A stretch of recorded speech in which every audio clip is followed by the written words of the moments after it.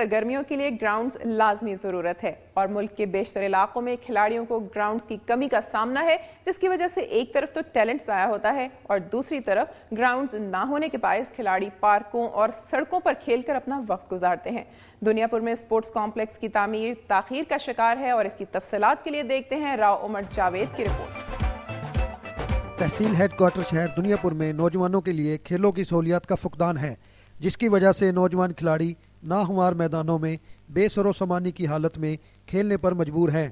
Punjab sports board نے high school میں sports ground کی تعمیر کے لیے منظوری دی تو یہاں کے اسپورٹس حلقوں میں خوشی کی لہر دوڑ گئی۔ نوجوان کھلاڑیوں کو امید ہو چلی کہ اب ان کی محنت رنگ لائے گی اور وہ ضلعی، صوبائی اور ملک کی سطح پر اپنی صلاحیتوں کا مظاہرہ کر سکیں گے۔ اسپورٹس گراؤنڈ میں ایک پویلین، سیڑھیاں، ہاکی، فٹ بال اور کرکٹ گراؤنڈ تیار کیے جانے کے علاوہ والی بال اور باسکٹ بال کے کورٹس کی تعمیر کی جانی ہے، جن پر 1,15,26,000 روپے کی لاگت کا تخمینہ لگایا گیا ہے۔ ٹھیکیدار نے اسپورٹس گراؤنڈ کو 28 اگست 2009 کو مکمل کر کے دینا تھا، لیکن اب 6 ماہ سے زائد عرصہ گزر جانے کے باوجود 40% بھی کام مکمل نہیں ہو سکا ہے۔ ٹھیکیدار کام ادھورا چھوڑ کر غائب ہے، جس سے دنیا پور کے کھلاڑی دھول اور ناہموار میدان میں اپنی پیاس بجھانے پر مجبور ہیں۔ ٹھیکیدار نے پویلین اور سیڑھیوں کی تعمیر میں انتہائی ناقص مٹیریل کا بھی استعمال کیا ہے، جس کا کسی بھی سرکاری ادارے کو نوٹس لینا گوارا نہ کیا۔ کھلاڑی اسپورٹس گراؤنڈ کے مکمل نہ ہونے پر مایوسی کا شکار ہوتے جا رہے ہیں۔ حکام کو چاہیے تھا کہ وہ ٹھیکیدار کو اس کے مقررہ وقت پر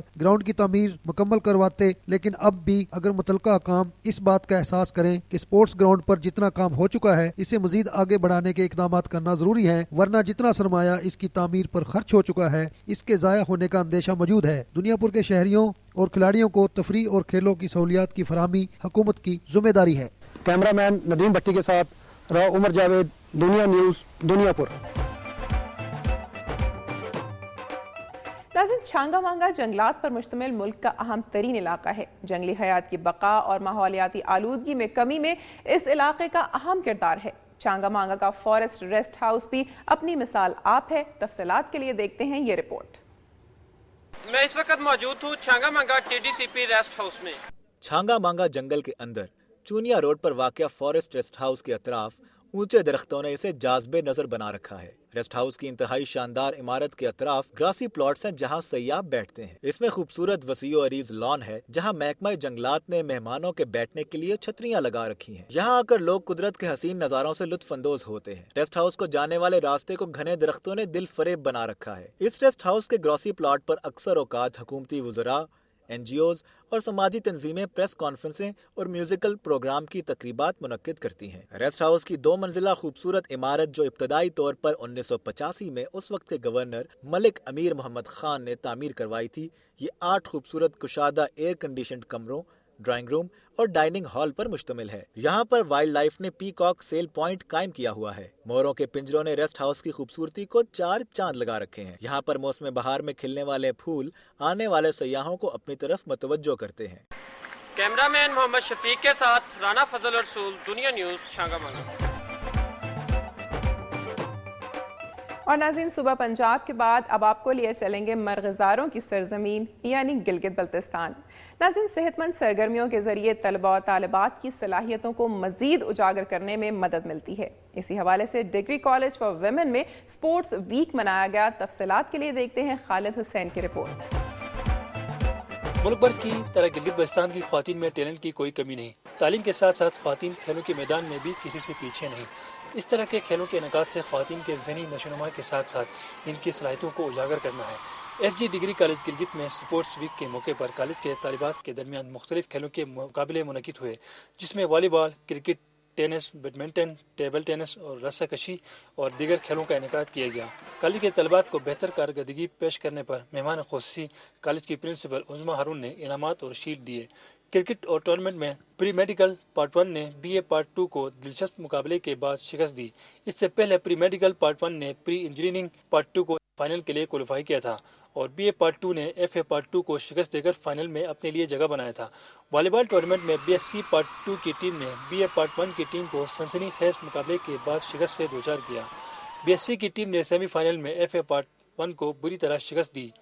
BSc پارٹ 2 نے FA پارٹ 2 کو سیمی فائنل میں شکست دے کر فائنل کے لیے کوالیفائی کیا تھا۔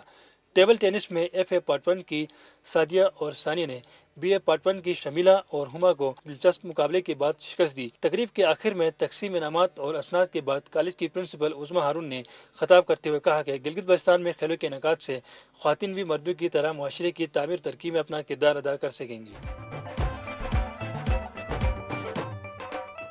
اور اب آپ کو لیے چلتے ہیں جنت نظیر وادی کشمیر کی جانب۔ میں اس وقت موجود ہوں ڈسٹرکٹ کورٹ میرپور، جہاں پر محکمہ انوائرمنٹ نے ماحولیاتی آلودگی کا جائزہ لینے کے لیے کچھ مشنری نصب کی ہے۔ ادارہ تحفظ ماحولیات میرپور کے زیر انتظام سپارکو کی ٹیم نے میرپور اور بمبر کی فضائی آلودگی کے جائزہ کا سروے مکمل کر لیا۔ ادارہ تحفظ ماحولیات نے سپارکو کو اس لیے ہائر کیا کیونکہ آزاد کشمیر کے ضلع میرپور اور بمبر میں ٹریفک زیادہ ہے اور صنعتیں بھی کافی تعداد میں موجود ہیں، اس لیے یہاں کی فضائی آلودگی کا موجب بننے والے ذرائع کا پتہ لگایا جا سکے۔ ڈپٹی کمشنر میرپور چودھری طیب نے فضائی آلودگی جانچنے کے لیے سپارکو اور ادارہ تحفظ ماحولیات کی جانب سے لگائے گئے آلہ جات مثلا weather station, ozone meter, carbon dioxide meter, SOx, NOx اور اینالائزر کو چلا کر اس مہم کا باقاعدہ افتتاح کیا۔ اس موقع پر ادارہ تحفظ ماحولیات کے ڈپٹی ڈائریکٹر سردار ادریس محمود نے میڈیا سے گفتگو کرتے ہوئے کہا کہ ادارہ تحفظ ماحولیات نے مختلف اضلاع کے شہروں اور دیہاتوں کے فضا میں سے نمونہ جات حاصل کیے تاکہ شہری اور دیہی فضا کا تجزیہ ہو سکے۔ انہوں نے کہا کہ ادارہ تحفظ ماحولیات اس تجزیے کے بعد ایک رپورٹ جاری کرے گا جس میں فضائی آلودگی کو کم کرنے اور موجودہ فضائی آلودگی سے نمٹنے کے لیے ممکنہ اقدامات اور اس کی روک تھام کے لیے سفارشات بھی دے گا تاکہ گھریلو اور صنعتی سطح پر گیسوں اور دھوئیں کا اخراج مناسب اور ماحول دوست طریقہ سے کیا جا سکے تاکہ ہم بڑھتی ہوئی آبادی کے ساتھ ساتھ صاف ماحول میں سانس لے سکیں اور سانس کی مختلف بیماریوں سے بچ سکیں۔ کیمرہ مین مظہر بٹ کے ساتھ مصدق چودھری، دنیا نیوز، میرپور آزاد کشمیر۔ پروگرام کے آخر میں آپ کو لیے چلیں گے وفاقی دارالحکومت اسلام آباد۔ ناظرین، صوفیاء کرام نے پورے بر صغیر میں اسلام کی روشنی پھیلانے میں اہم کردار ادا کیا ہے۔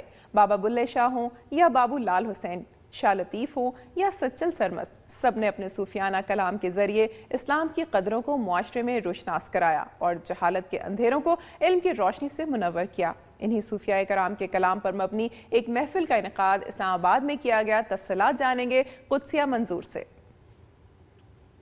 اس وقت میں موجود ہوں PNCA کے صوفی میلے میں۔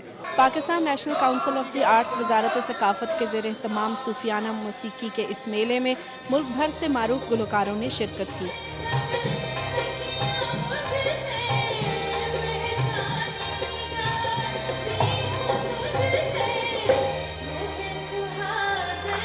ملک میں محبت اور بھائی چارے کی فضا قائم کرنے اور آپس میں محبتوں کا پیغام بانٹنے کے لیے صوفی امن میلہ منعقد کرانے کا فیصلہ کیا گیا۔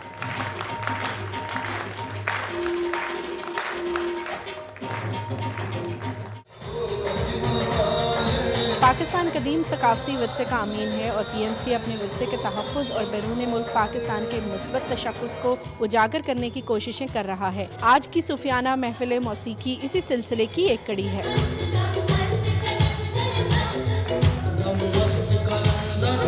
برصغیر کے صوفیاء کرام نے اپنے پیغام میں امن اور محبت کا پیغام دیا ہے۔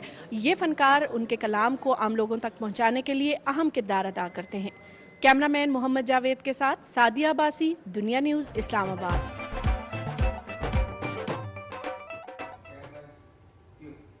ناظرین، آج کا پروگرام آپ نے دیکھا۔ صوفیاء کرام کے کلام سے دلوں کو گرمانے والی اور تاریخ کے جھروکوں میں جھانکتی رپورٹس کے علاوہ عوامی مسائل سے آگاہی پروگرام کا حصہ رہی۔ میری دھرتی میری دنیا کی ٹیم آپ کے تعاون اور تجاویز کی روشنی میں پروگرام کی بہتری کے لیے کوشاں ہے۔ اپنی تجاویز اور آراء کے لیے ہمارا ای میل ایڈریس نوٹ کر لیں، mdmd@duniatv.tv۔ پروگرام کا وقت یہیں ختم ہوتا ہے، پھر حاضر ہوں گے دلچسپ، معلوماتی اور مسائل کی نشاندہی کرتے رپورٹس کے ساتھ۔ اپنی میزبان امینہ خان کو اجازت دیجیے، اپنا بہت خیال رکھیے گا۔ اللہ حافظ۔